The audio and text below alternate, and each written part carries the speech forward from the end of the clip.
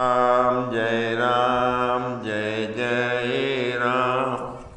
श्री राम जय जय राम। श्री राम जय जय राम। सच्चिदानंद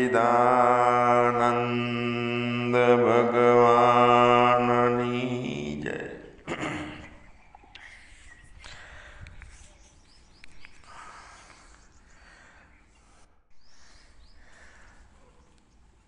સત્સંગ સાંભળવાની જરૂર કોને પડે છે?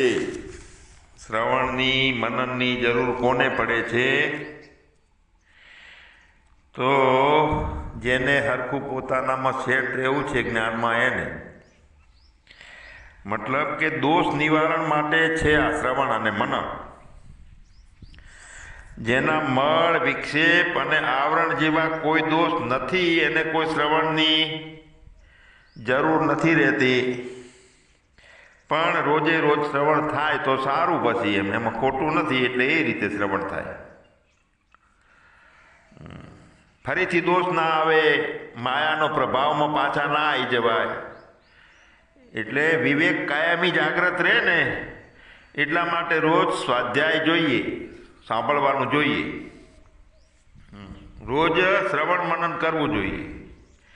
તો એ દોષોની તરફ વારંવાર આપણે નજર નાખીએ ને આપણને ખટકે કે આ દોષ આવે છે, તો આપણને ખટકતું હોય ને એટલે આપણી જાગૃતિ હોય તો પછી દોષો બધાય લટકે એમને. તો આ હું કરું છું, આ જગત છે, આ મારો દેહ છે, પેલો બીજો છે, આવી ખટપટ ભલભલાના પાણી ઉતારી નાખે છે માયા.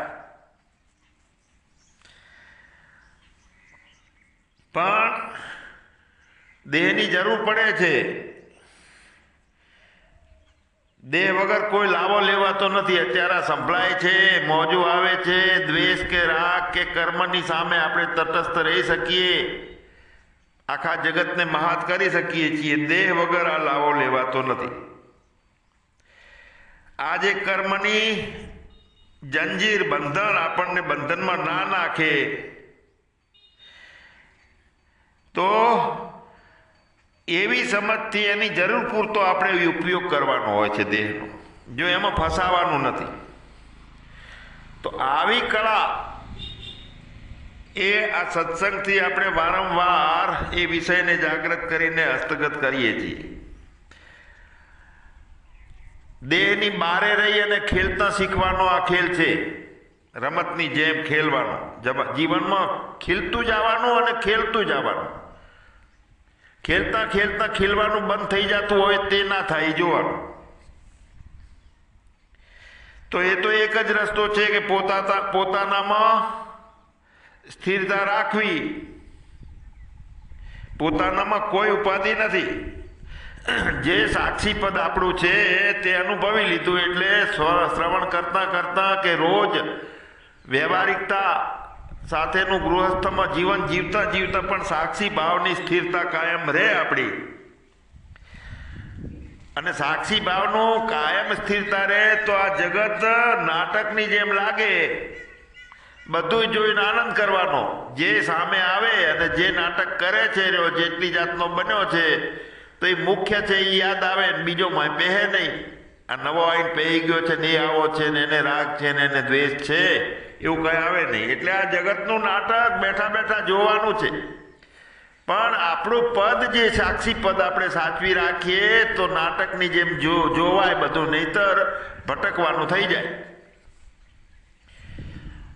પોતાનું શુદ્ધ સ્વરૂપ નિજ સ્વરૂપ ચેતના રૂપે છે, અજર છે, અવિનાશી છે, દેહાતીત છે. આ કળા હસ્તગત કરી અને જગતમાં ખેલ ખેલવાનો છે. પણ જો જગતને જોતા જોતા જોતા જોતા ભેગા નાચવા મંડી પડીએ છીએ આપણે, તો એવું કેમ? તો એનું કારણ એ છે કે હજુ વૃત્તિના વેગો ટળ્યા નથી, સમાધાન કેળવવાનું નથી આપણને. મોહ દ્રષ્ટિ જે છે એ ટળી નથી. જે મિથ્યા પદાર્થો છે એને થોડાક અંશે મિથ્યા જાણ્યા અને વળી સત્ય લાગે છે, એટલે આપણી સુરતા જગતમાં જાય છે. અને સુરતા રૂપે જગત બનવું જોઈએ, એના બદલે જગત રૂપે બને છે. સુરતા એટલે પાછી વળે છે, પાછું પોતાને ગોતવા માટે. શબ્દ સાથે ઠેરાતી નથી સુરતા. જ્યાં સુધી દેહનો ભાવ છે, જ્યાં સુધી મોહ નથી છૂટતો, ત્યાં સુધી આ દેખાય એ બધું મારું ને તારું. તો દેખાય શું શું દેખાય છે? પેલા તો ભાવ સંસ્કાર રહે છે શરીરનો, એટલે ગમો અણગમો રહે. તો જો અસલી જ્ઞાન જો હૃદયમાં બેસી ગયું છે તો અવિદ્યા મૂળમાંથી ખતમ થઈ ગયેલી હોય. દ્વૈત પ્રપંચ કાંઈ ના રહે.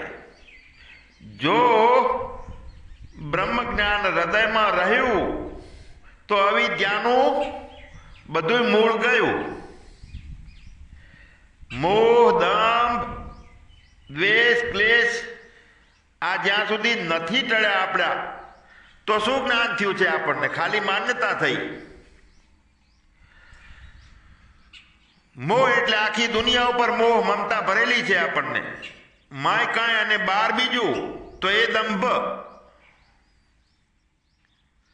અને કામ કરતા કરતા, પ્રવૃત્તિ કરતા કરતા કરતા થાકી જઈએ છીએ, વસ્તુ હાથ આવતી નથી આપણને. અને જગત ઉપર ને પોતાના ઉપર બળાપો, અભાવો આ બધું ચાલુ રહે છે. તો આ બધા ક્લેશો આપણને સતાવે છે. માય નોખું, બારે નોખું. મસ્ત મજાના સ્વામીજી બધાય પ્રણામ પ્રણામ કરે એટલે સ્વામીજી પોમાઈ જાય અને મહાન જ્ઞાની તરીકે વક્તા ચાલુ થઈ જાય. અંદર પડ્યું હોય બીજું, તો એ દંભ.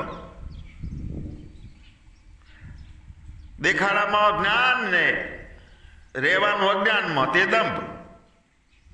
એમ વસ્તુ હાથ નથી આવતી.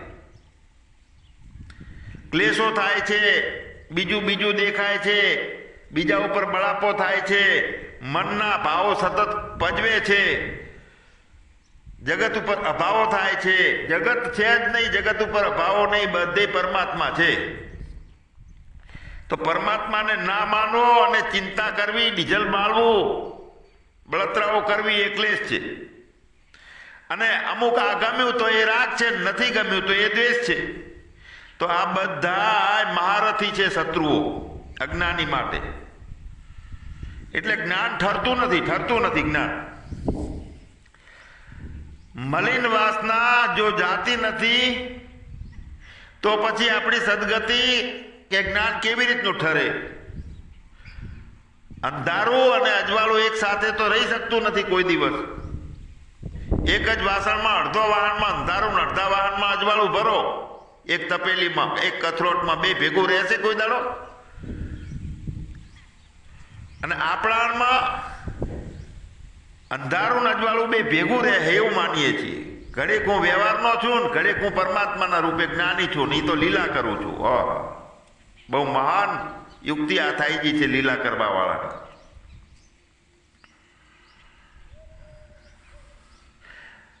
જો જ્ઞાન અંદર ઠરી ગયું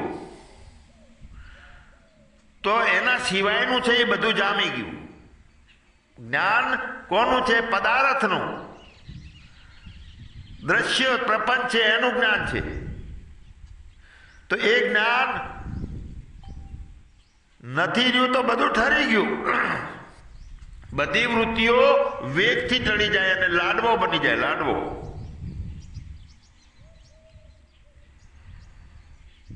પણ ત્યાગ નથી, વૈરાગ નથી અંદર. વૈરાગ કાચો પડે છે વાલા.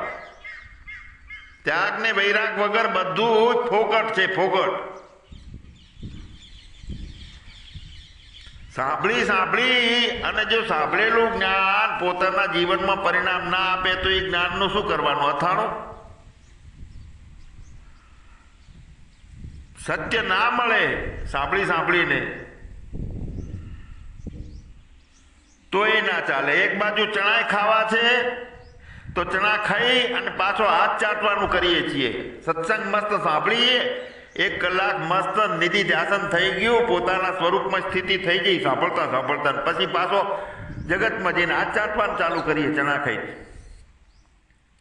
તો જ્ઞાનની નિશાની શું છે સાચા જ્ઞાનની? તો દંભ ના રે, મોહ ના રે, ક્લેશો ના હોય, કોઈ ઉપર દ્વેષ ના થતો હોય, શત્રુઓ આપણા ઉપર વિજય પ્રાપ્ત ના કરી શકતા હોય, ત્યારે સમજવાનું કે આ જ્ઞાન રૂપી પંજો આપણને અડ્યો છે. નોખા નોખા દેખાય છે એટલે અમુકનો સ્વીકાર કરો ને અમુક નથી ગમતું. આ પ્રવચન કરે તો અમને નથી રૂચતું, પેલા પ્રવચન કરે તો અમને ગમે છે. તો રુચિ ન રુચિ આપણામાં પડી છે, નોખો જોયો.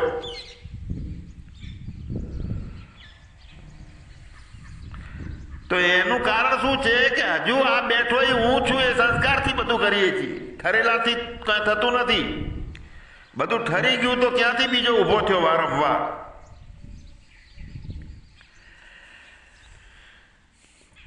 તો શ્રવણ મનનની જરૂર આને પડે છે અધૂરિયાને. સામેથી એક વાત આવી જાય કે શ્રવણ મનનની જરૂર નથી, પણ સહેજે સહેજે સહજમાં બધું થાય છે, બોલાય છે, સંભળાય છે, વર્તાય છે. ફરીથી દોષ ના આવે એનો ભય ના રહે.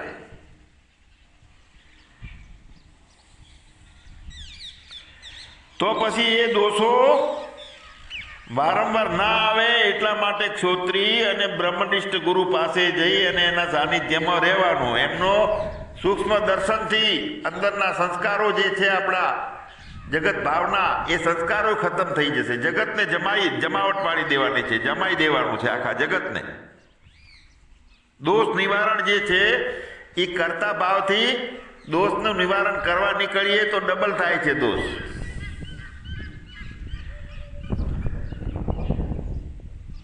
પણ ગુરુ કર્યા મેં ગોકળીનાથ, ઘરડા બળદને કાલીનાથ. ગુરુ કેવા જોવે? લાકડાની હોડી જેવા જોવે. એ તરતા હોય ને બીજાને તારતા હોય. કાગળ જેવા, પથરા જેવા નહીં. કાષ્ટ સ્વરૂપથી ગુરુ તરે છે અને બીજાને તારે. આ સંસાર રૂપી સમુદ્ર છે આખો. તો કાષ્ટ સ્વરૂપ ગુરુ હોડી જેવા છે, પોતે તરે ને બીજાને તારે. અને કાગળ જેવા ગુરુ છે, કાગળ સ્વરૂપે એ મધ્યમ છે. અને તે સંસાર સમુદ્રમાં પોતે ના તરી શકે, પણ ફક્ત કાગળ પલળી જાય એમ ભાવ દયા કરુણામાં પલળી જાય એટલે પુણ્ય ભેગા કરે એ ગુરુ. અને બીજાને પુણ્ય કેવી રીતે ભેગા કરવા એ શીખવાડે. મધ્યમ ગુરુ છે આ. તે બીજાને તારી શકે નહીં. પથ્થર સ્વરૂપે તો પોતે ડૂબી જાય અને બધાને લઈને ડૂબે. બીજાને બધાને ડૂબાડે એવા ગુરુ હોય પથ્થર સ્વરૂપ. જ્યારે કાષ્ટ સ્વરૂપે ગુરુ છે તે આત્મા અને ઈશ્વર રૂપે છે. અને બાકી બીજા બધા ગુરુ કર્મોના આવરણ ઊભા કરે. આ કર્મ કરો તો આટલું પુણ્ય, આટલા યજ્ઞો કરશું, આટલું આમ ગૌશાળા કરશું, આટલું બીજું કરશું, સારો આશ્રમ દેખાય, સેવા હોય તો દાન આવે, તો પાપ અને પુણ્ય કમાય. અને બધા બન્યાના ભાવમાં ડૂબે છે અને બીજાને ડૂબાડે. ગુરુ બની જાય, મોટા તિલક, મોટી માળા, વધારે મોટો આશ્રમ, વધારે રૂપિયા તો સારી વાત છે, પણ સજગતા એ રાખવાની છે કે ડૂબે નહીં, બીજાને ડૂબાડે નહીં. હા, તો આપણે બધા બધી બાબતોમાં સત્સંગ, ગુરુ સંગ, આપણો સમય, આપણો વિચાર, આપણું જીવન બધું પરમ રીતે પસંદ કરવાનું છે. પરમ એટલે છેલ્લી કક્ષાનું આપવું જોઈએ, અધકચરું નહીં કાંઈ. તો પરમની પ્રાપ્તિ થાય. તો પરમમાં નવરાશના પડે આપણને ખબર પડે. સત્સંગ સાંભળીએ કે આશ્રમમાં જઈએ કે મહાપુરુષની સામે બેઠા હોઈએ તો નીતિનો ભંડાર હોય એવું જીવન ચાલુ થઈ જાય. પણ ઘરે જઈએ ઘરવાળીને પૂછા તો કે ભાઈ અમે દુઃખી છીએ. નવરાશની પળોમાં પોતાના સિવાય બીજા રાગ ના રહેવા. નવરાશ એટલે સત્સંગ સિવાય ગમે તેમાં હોય એ બીજે બધે પણ પોતાના રાગ ના રહેવા એટલે વૈરાગ બહુ જરૂરી છે. વૈરાગ એટલે જેટલું દ્રશ્ય પદાર્થ છે એ એઠવત છે. એઠવત વિષ્ઠાની જેમ છે, પોતાની ઉલટી છે. ઉલટી પાછી અંદર ના નાખવાની હોય. આપણે વિષયનો ભોગ નવરાશના પળમાં એ ચાલુ થઈ જાય. વધારે ઊંઘવાનું, વધારે હસવાનું, વધારે જગતની વાતો, પદાર્થોની પ્રીતિ, આ બધી જરૂર વગરની વાતો એટલે કે રજોગુણના પ્રભાવમાં આપણે આવીએ છીએ. પણ આ જરૂર વગરની બધી વાતો જેને કડવી લાગતી હોય, એ વિષયો ઉપર કોઈ રાગ ના હોય, એનું નામ વૈરાગ. તો એક જ લક્ષ્ય રહે છે કે ન જાયતે મ્રિયતે વા કદાચિત નાયમ ભૂત્વા ભવિતાવાન ભૂય અજો નિત્યમ શાશ્વતો અયમ પુરાણો ન હન્યતે હન્યમાને શરીરે. હા, તે જ આત્મા હું છું કે જે હણાતો નથી. આ દેહ હણાય છે અને છતાં આત્મા હણાતો નથી, અને તે હું છું. અને તે હું છું તો બીજો જીવ અજ્ઞાની રહેતો નથી એમાં. કેમ કે આત્મા કદી જન્મતો નથી, મરતો નથી. એ પહેલા ના હતો અને હવે હાલમાં નવો ઊભો થયો છે એવું પણ નથી. આ તો જન્મ રહિત ને નિત્ય અને પુરાતન સનાતન છે. તો આવા પવિત્ર વિચારો જ્ઞાનીને રે કે બીજો કોઈ છે નહીં ને બીજો કોઈ ગોતવાનો નથી. જો ના રે જ્ઞાનીને તો એને મન અને સંસાર ઉભો છે. તો જ્ઞાનીને રે તો પછી શું કરવાનું? પવિત્ર વિચારો તો રહેવા જોઈએ. ત્યાં મન છે કે બીજું શું છે? તો ના, એ આત્મવિચાર છે. શુદ્ધ સ્વરૂપના વિચાર થાય તે કાર્ય છે, પણ જે શુદ્ધ વિચારથી સ્વરૂપને પમાય એના કારણે તે આત્મવિચાર છે, મનોગત વિચારો નથી. માટે એનું મહત્વ બહુ જરૂરી છે આત્મવિચારો.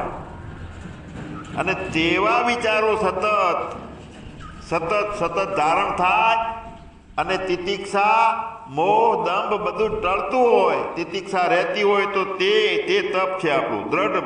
દ્રઢ વૈરાગ કો, જેને તપ કો, બે એક જ સ્વરૂપે છે. કારણ કે આત્મવિચારમાં અનંત દયા, મહાન જ્ઞાની ના સ્વભાવો એ બધું રહે છે. પોતાનો આત્મસ્મરણ સતત થાય એવા વિચારો થશે. જ્ઞાનીને થશે જે કાયમ માટે થવાના છે.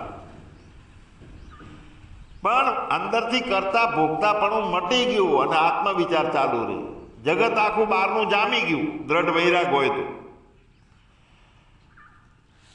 આત્માના પોતાનામાં નિષ્ઠા કરાવવા વાળા વિચારો જરૂરી છે. એટલે તો સત્સંગ કરીએ છીએ. વૃત્તિ પરિચિંતાને પામવી ના જોઈએ, પણ પરિચિંતા પમાડવા, અપરિચિંતામાં રાખવા માટે કરી અને જે બોલવાની, સાંભળવાની વૃત્તિ ઊભી થાય છે તો તે ફાયદાકારક છે. કારણ કે વિચાર થતા સ્વરૂપ એકલું બચી રહે છે. બાકી બધું વિચાર થતા બધું ખતમ થઈ જાય એવો વિચાર છે. બીજું બધું ઠરી જાય. જગતના જ્ઞાનો, જે પદાર્થ, સૃષ્ટિ, આ બધું જામી જાય, કાંઈ ના બચે. પણ જે છેલ્લે છે પોતે એ તો બચી રહે છે. બીજો બધાનો લાડવો થઈ જાય, જગતનો લાડવો થઈ જાય. નોખું કોઈ લાગે નહીં, નોખા નાગે નહીં, નોખી જગ્યા ના લાગે, નોખું કર્મ ના લાગે, નોખો વ્યક્તિ ના લાગે. બધું ઘનતાને પામી જાય છે, ચિત્ત ઘન બની જાય. સતત આત્મવિચાર જરૂરી છે એના માટે. કેમ? આપણને જો મુક્તતા બહુ ગમે છે, બંધન કોઈને ગમતું નથી. કારણ કે મુક્ત કોઈ પકડેલું નતું ને એમાંથી છૂટા પડ્યા, પકડવાની આદત પડી ગઈ. પણ જેમ પૈસો હોય તો સારું ખાવા પીવાનું મળે છે એટલે આપણે સુખી, એ 50. પૈસાના કારણે આપણને પદ મળ્યું છે તો મજા આવી જઈ તો એ 50. પૈસો અને પદ બે છે એટલે માન વધી ગયું તો સુખી, તો એ 50. સારા મહંત બની ગયા, મોટી સંસ્થા મળી ગઈ, ખૂબ બધા સેવકો મળી ગયા, અવાજ ભેગા દોડતા આવીને કામ કરતા હોય, અહીંયાથી નીકળીએ એટલે બધા ઊભા થઈ જાય, ગુરુજી આયા, ગુરુજી આયા. 5 હાથ ટટું તો મોરે મોરે જગ્યા કરતા હોય કે આઘારો ગુરુજી આયા, તો વધારે સુખી? તો ના. સેવાદારીઓ વધે, ભક્તો વધે તો એ વધારે મહાન? તો ના, એ પણ નથી. બધી આજ્ઞાનું પાલન થતું હોય, બોલતાની હાથે 5-25 લાખ ભેગા થઈ જતા હોય, દોડતા હોય કે ગુરુજીએ કીધું છે, ગુરુજીએ કીધું છે, તો આ બધી મોજે મોજ નથી? તો ના, આ જે રાજાના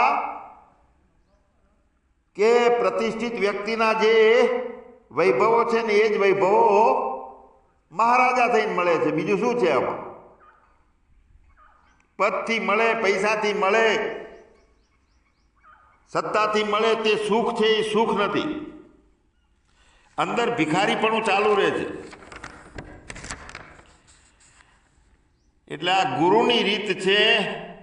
ગુરુ કી રીત झटपट ना समझाए, जो झटपट समझाए तो खटपट मटी जाए.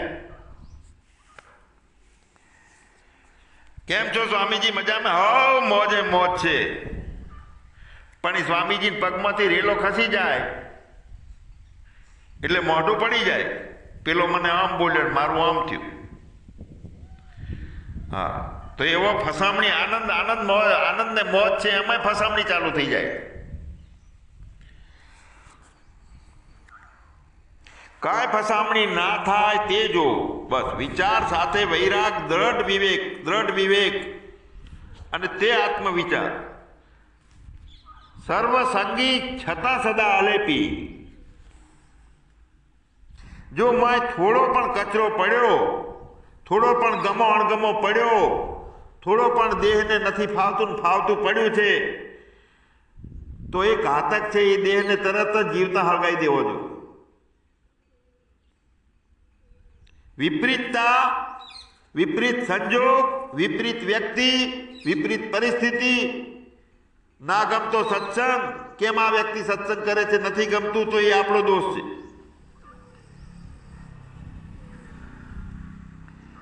જે સામે આવે છે, પરિસ્થિતિ આવે છે, પૈસો આવે છે, પદ આવે છે, પ્રતિષ્ઠા આવે છે, બચ્ચા આવે છે, બાળકો આવે છે, આ ભાવસાગર તરવા માટે પરમાત્મા આવે છે, બીજું કોઈ નથી. આપણને તારવા માટે, આપણી અનુકૂળતા માટે બધું આવે છે. એવો વિચાર હોય, બીજો નથી કાંઈ. એ આત્મવિચાર, ભાવનાઓ આપણી ભમે જાય છે કે પેલો નથી સારો, પેલી પરિસ્થિતિ નથી સારી, તો ભાવનાઓ ભમે છે કે એના ભેગા આપણે ભમીએ છીએ. સારું લાગતું હોય તો રાખો ભમવાનું ચાલુ, ભાઈ ભેંસના સેકડા ભેંસને ભારે, અને પછી પરિણામ દુઃખદાયી આવે છે. લાગે છે દુઃખદાયી, ઢીલા પડી જઈએ છીએ, હું દુઃખી છું. બધી અનુકૂળતાઓ હોય, પૈસાની, પાવરની, પ્રતિષ્ઠાની, માન મોભો મહાન મંત બનાવી દીધા. કોઈને ઘરમાં મહંત બની ગયા માને છે બધા, તો કોઈને મોટા મઠના મહંત બનાવી દીધા છે. છતાં વિપરીત સંજોગોથી ભીંજાઈએ નહીં. સદાય અલેપા, સદાય અલેપા, એ પણ સહજતાથી.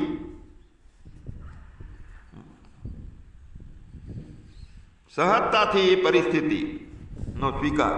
પરિસ્થિતિ સુધારી અને મારે રેડી રહેવું છે, સુખી થવું છે, આનંદ ટકાઈ રાખવો છે, એમ નહીં. પરિસ્થિતિ સુધારી જ નહીં. પોતે પોતાના ઘરમાં યથાર્થ રહીએ તો જેટલું બહાર છે એ બધું પોતાના રૂપે રેડી રહે છે. કાંઈ નડતું નથી. નડે છે આપણું પોતાનું અજ્ઞાન, આપણને નડે છે. અને બન્યા તે તો બિલકુલ બગડ્યા. આ ભવ એમને રહી ગયો, સમજો, કાંઈક બની ગયા. તો બારે બધું રેડી છે, બારે બધું પરમાત્મા છે, બીજું છે નહીં કાંઈ. પોતાના સ્વરૂપની ઊંચી સમજ એટલે બહારનું બધું ખતમ થઈ જાય, જગત જામી જાય આખું. એને અંદર બહાર કાંઈ ના રહે. પણ એવું નથી કેમ જણાતું, તો ગુણોમાં ફસાયા છીએ આપણે.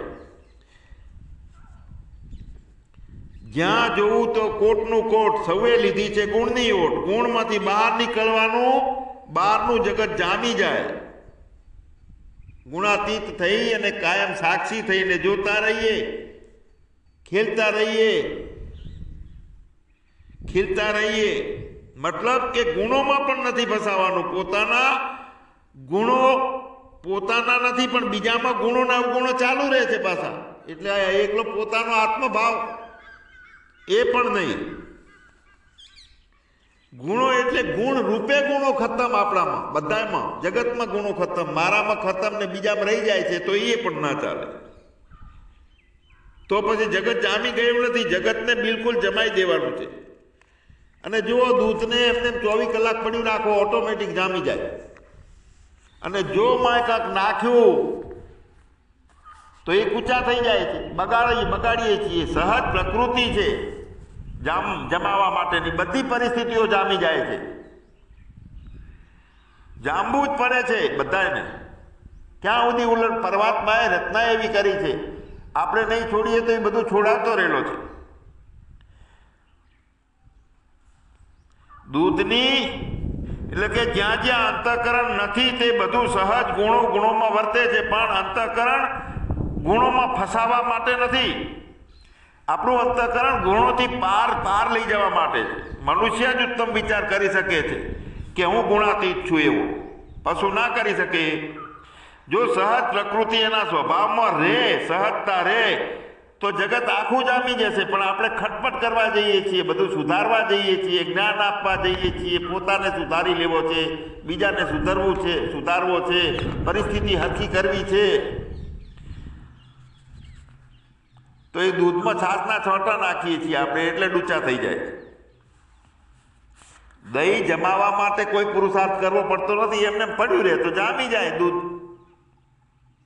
દૂધનું દહીં થઈ જાય છે. તો જગતને જમાવટ પાડી દેવી છે, જમાઈ દેવું છે, તો બસ મૌન થઈ જાઓ, સાક્ષીના ભાવમાં સતત રહો, કોઈ ખટપટમાં ના પડો, તો બધું ખતમ થઈ જવાનું છે. ક્યાંય બહાર આમ ખાડામાં નાખી નથી દેવાનું. જગતને, સંસારને ધરબી નથી દેવાનું, પણ પોતાની વૃત્તિમાંથી ઢળી જશે.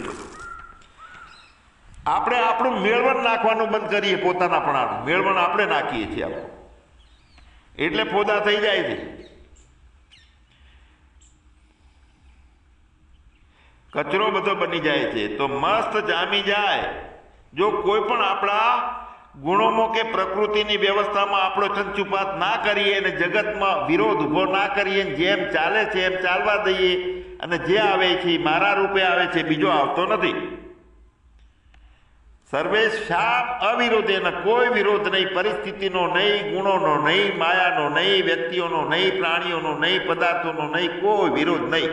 પોતાનામાંથી ખસ્યા તો ઉપાધિ છે. જો પોતાનામાં જ સતત વસ્યા તો બીજું બીજું છે નહીં. જગત આખું જામી જાય તો ચિત્ત, અહંકાર, બહારના દેખાતા દ્રવિત પદાર્થો, બધું જગત છે. આખું માન્યતાઓ સાથે વૃત્તિઓ પણ જામી જાય આખી. અને તે કાયમ જામેલી રે, કાયમ લાડવો રે, કુલેર મટી જાય બધી. ત્યાં કોઈ અંદર ઘૂસતું નથી કે એમાંથી કઈ બહાર કોઈ કાઢી શકતું નથી. બધું ખતમ થઈ જાય, પોતે બચી રહે, બીજું કાંઈ નહીં. મોજે મોજ ખરી ત્યાં છે. तो परमानंद स्वरूप की प्राप्ति प्रयोजन जान, जगत समूल अनर्थ पुनि हे ताकी अति हानि.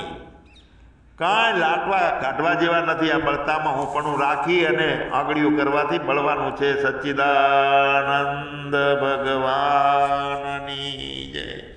સદગુરુ દેવની